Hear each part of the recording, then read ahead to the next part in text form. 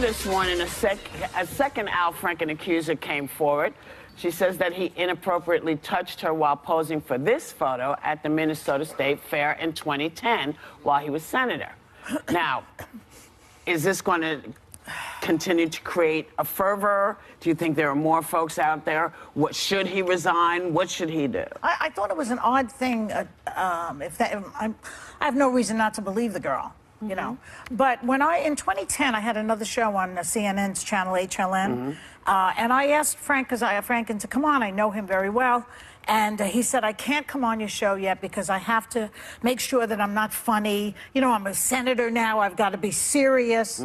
So I can't believe that he was so, what's the word, careless as to do something like that when he was the senator already, having been so cautious about being funny. Right. Yeah. It just... Well, I think a lot of people are reacting to, like, party affiliation with this and equating them all. I'm sure after the show you saw some of the social media people saying, oh, so you are fine with one party but not the other. I think you have to remove... Well, I'm not following you. Like a political affiliation, like Roy Moore versus an Al Franken. Right. And to me... Two different things. Very different things. That's my point here, is that I think you can't paint with broad strokes on this. It's... someone telling me I have a nice butt, and then someone grabbing my butt, and then someone assaulting me. Those are three very different situations.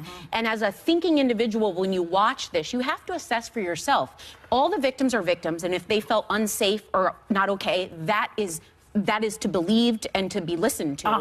But you can't then put them all in the same barrel of punishments of kick them all out, don't let them live. This is a spectrum. Well, his accusations are not exerting power over these women, so that's a very big distinction. Well, and I honestly think you can't put Roy Moore in the category when you're talking about someone with underage girls.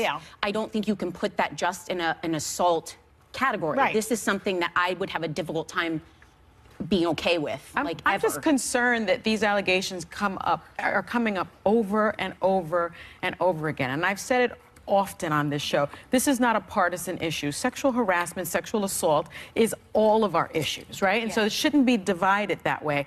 But to ask him to resign, I don't know if that's the appropriate response either. I mean, no senator has been asked to resign ever. The last time someone was expelled from the Senate, I think it was like 155 years ago.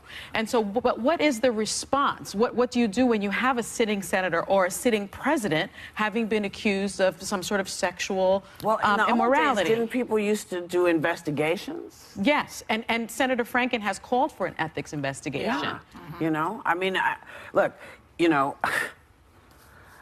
the behavior is unconscionable, but I do think because we have seen so many different responses to things that it would be probably a really good idea for us to take a breath and start investigating stuff. I agree. You know, because I just feel like there's so much coming that I don't want it to fall by the wayside so that someone doesn't have their day in court to say, this is what he did to me, this is when it happened, this is what I've been telling people. I want people to be able to do that. And I get nervous because, you know, we spent some time with the Central Park Five when their documentary came out, which said it wasn't true. It wasn't them. And these kids spent years in prison. So we have to. It's like we don't want to put people to death who are innocent.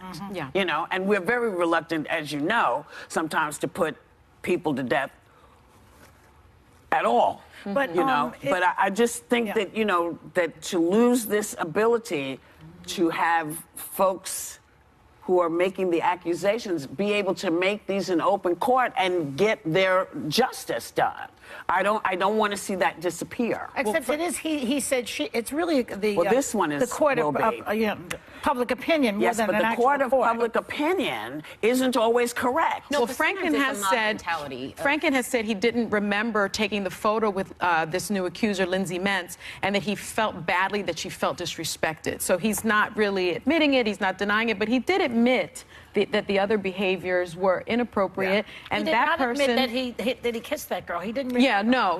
He only is admitting to the photograph. To the photo. He had no choice. The And, photograph is and he's there. apologized for it, and she accepted that apology. So where do we go? When you're the victim, you won't forget a detail because you feel uncomfortable. Yeah. Whereas it's not surprising some of these men remember it differently because at the time, whether they were justifying it or didn't see it as bad, it's not as indelible in their memory. But why is it happening so much? Is it that it's always been happening It's that and we're women catching aren't up. talking about? It's that we're catching up talking for about decades it? of silence. That's what I think I'll it say is. this: if Franken has to resign, then Trump needs to resign because he's just as guilty of harassing women, and he has 16 accusers so far. Yeah. And you know, when you listen to the Republican Party, what they're saying is Roy Blunt, senator from wherever he's from, somebody will tell me maybe, Alabama, said that, well, the Trump thing, well, listen, the voters have spoken. They knew about these allegations, and they still voted for him. That has nothing to do with ethics and morality and what the president allegedly did. And President Clinton was impeached correctly, and probably, as Gillibrand says, Senator Gillibrand, he should have resigned. No, I'm sorry, that's ridiculous. Because when someone resigns, everything gets put under the carpet. He needed to go through exactly what he went through. He needed to have to fess up to whatever was going on at the time. And to say he should have resigned makes no sense. Well, she's talking about it with what we know now. Not, it's sort of like in hindsight, Well, with the sort of thing that's in happening. hindsight, I shouldn't have eaten all those potato chips. Yeah, exactly. But he paid the price, though, right? I mean, if we're talking about Bill Clinton, he paid the price. What has been striking to me with Donald Trump is 16 women have come forward and have accused him of varying behavior, of varying degree. He himself has said you can grab women by the genitals and you know get away with it. Why haven't we heard more from these women? Why aren't people talking about it? I want to hear more from them.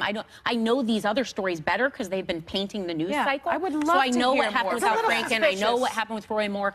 I don't know all this. It's a little suspicious that we haven't heard from them. I would love to hear from them. I think we heard quite a bit from them. Not and lately. then, well, no, not lately, because if you recall, I do believe there was sort of a kind of veiled threat of lawsuits. Of lawsuits.